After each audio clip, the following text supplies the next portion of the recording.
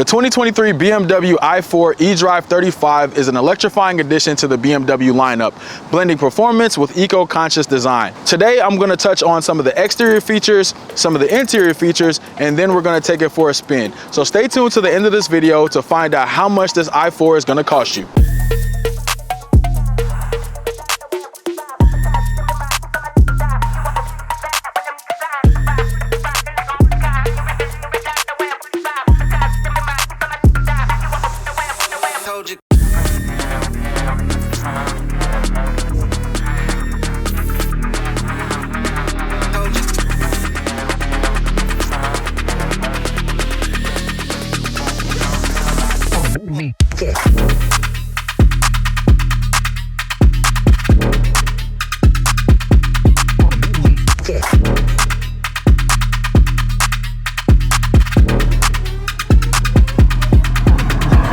Looking at the i4, you can tell it prioritizes efficiency with its aerodynamic body characterized by smooth lines and its low-slung silhouette, not only boosting performance, but also imparting a contemporary aesthetic. Complementing this design, as you can see, the i4 has flush door handles, and what these are designed to do is reduce airflow and maintain that sleek appearance. Additionally, you have these engineered alloy wheels that are designed to optimize airflow and reduce drag, but it also gives it a little bit of a sporty flair from a design standpoint. The front of the i4 showcases BMW's signature kidney grille, reimagined in a more aerodynamic form. As you can tell, it's closed off at the top and it has a little bit of an opening here on the bottom, and all of that is flanked by these sleek LED headlights that provide exceptional visibility at night. Additionally, you have the front parking sensors here in the front, and then you can tell that this is an electrified BMW because it has that light blue BMW emblem. Let's go ahead and head to the back. Here at the rear of the i4, you can see that the bold design still continues. We have these swooping tail lights. You have the i4 emblem right here. You also have the BMW emblem that is also going to house your rear parking camera. Below that, you're going to have your rear parking sensors. And then the thing I hate most on these luxury electric vehicles, or just luxury vehicles in general, is this plastic, non-piano black finish fascia back here in the lower bumper. It just looks tacky. Please do not continue to put these on vehicles. Other than that, really quickly, you've kind of seen a 360 view of this vehicle. Let me know what you think in the comments. Do you like it? Do you hate it? Or what do you really think about the car? It doesn't have to be binary, like it or hate it, but just let me know.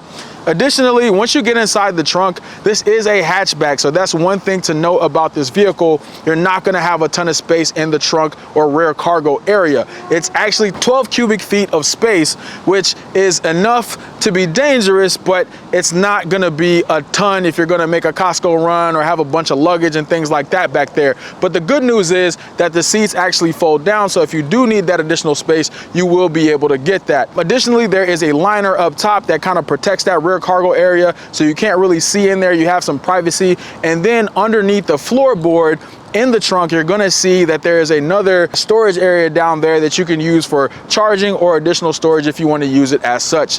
Now, let's talk performance before we hop inside. Performance wise, the i4 has 282 horsepower and 295 pound-feet of torque, which allows this electric sedan to deliver decent low-end power, propelling it from 0 to 60 in around 5.8 seconds. Range-wise, the i4 is rated at 250 miles, but you can achieve 300 miles on a full charge if you don't drive like a fool, making it an ideal choice for daily commuting and long-distance drives without frequent charging stops. Charging-wise, the i4 supports fast charging, allowing you to replenish the battery in just 30 minutes. For home charging, it can be conveniently charged using level 2 chargers, with a full charge taking approximately 7 to 8 hours. Next, let's check out the interior.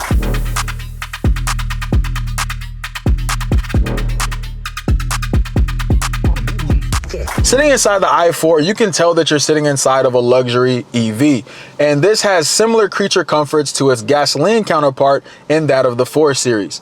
Additionally, one thing that I'll note is that the seats aren't super comfortable to me. They feel kind of hard, but if you own this car or if you test drive this car, let me know how you feel. I will say though, I do like the complement to the seats where it's not that bright red, but it's more of an oxblood red interior. So I think it gives it a more modern look and a different look than what you typically see in other vehicles. One other thing to note is all of the silver trim and accents throughout the vehicle. I think it really complements the vehicle's interior design. Another thing that I'll touch on really quickly is just the steering wheel. So it's a pretty simple leather wrap BMW steering wheel. Cruise control settings are on your left hand side. You have your audio controls on your right hand side, and then down below that you have your heated steering wheel controls as well. In front of me, I'm looking at the gauge cluster, and on the left hand side you can see your miles per hour. On the right hand side you can see your power. Down below that you can see your charge percentage as well as the speed limit, and then it kind of tells on you a little bit from a safety standpoint to see who has their seatbelts on. So you can see if no one has their seatbelts on, as I do not right now, that they're going to be 5 red squares in the diagram of the vehicle. And then on the right hand side you're going to see how much range in terms of miles you have left. Moving right along to the right hand side, you're going to see the infotainment screen, and this screen is going to be very responsive to the touch. It's going to have a widget based menu that's going to be very configurable from that standpoint, so I encourage you to play with that if you want to. I also have a video where I go a little bit more in depth on this screen, where I review the BMW iX M60. So I will attach that video down below in the comments. So if you want to get a more in-depth look at the screen and the features and functionality there, I encourage you to check that out. One other thing to note on the interior is going to be the ambient lighting, and BMW has done a really good job of including those in all of its vehicles. Down below the screen, you're going to see a storage compartment, which is going to house your cup holders as well as your wireless charging pad that you can take advantage of. Moving right along to the center stack, you're going to see your start stop button, which I still think is kind of dumb, because EVs should just know when you're in them and they should turn on and turn off accordingly, which this does kind of do a good job of that when you're leaving or exiting, but not when you're actually getting inside.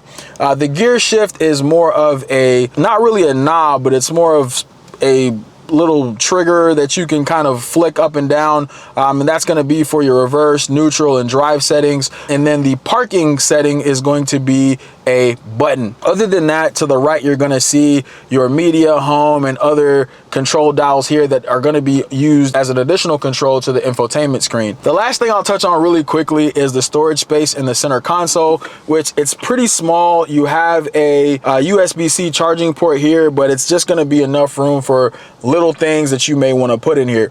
Lastly, you have a sunroof that's going to be in this vehicle, but it's not a panoramic sunroof that you would see on most EVs. It's pretty much a little bit wider than your standard sunroof, but I think for this vehicle it's okay. Let's go ahead and head to the back. In the rear of the X4, you do have climate controls, USB-C charging ports, decent leg room, as well as decent head clearance. I'm 5'9" as a point of reference, so tall folks beware. Other than that, not really much to cover back here. It's a standard back seat. So let's go ahead and take this thing on the road. We finally get to drive the i4, and I will say that the ride quality is pretty comfortable.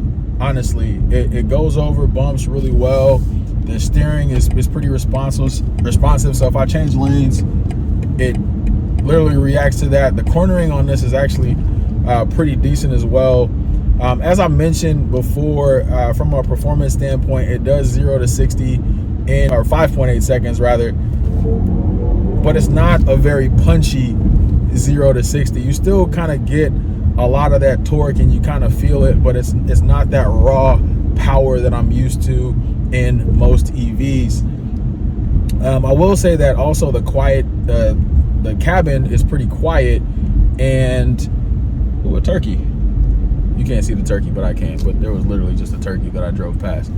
But like I said, the cabin is relatively quiet. You can't really hear much road noise. So if you were to have this car and take a meeting or anything like that, I think that you can pretty much accomplish that. Other than that, just a few things to note are the road noises. So right now this has kind of like that synthetic vehicle noise, and we're in comfort mode right now, so you're not going to hear that too much. But if you switch that over to sport mode, it becomes a little bit more audible. You know, to each his own. I think it's relatively cool. It lets people know that you're around and you're moving around and you're driving. So there you go, you can hear it now. So yeah, it just lets people know that you're around. Other than that, this car is going to be relatively quiet.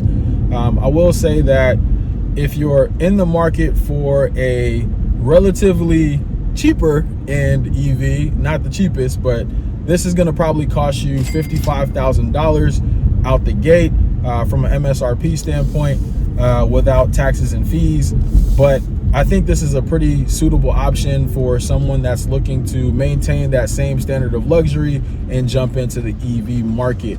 It does have a good amount of safety features such as lane keeping assist, lane departure warning, and you have the front parking sensors and rear sensors and all of the like around the car. So again, I think if this is something that you're interested in, I definitely encourage you to check it out and go test drive it at your local dealership and let me know what you think in the comments. Until next time.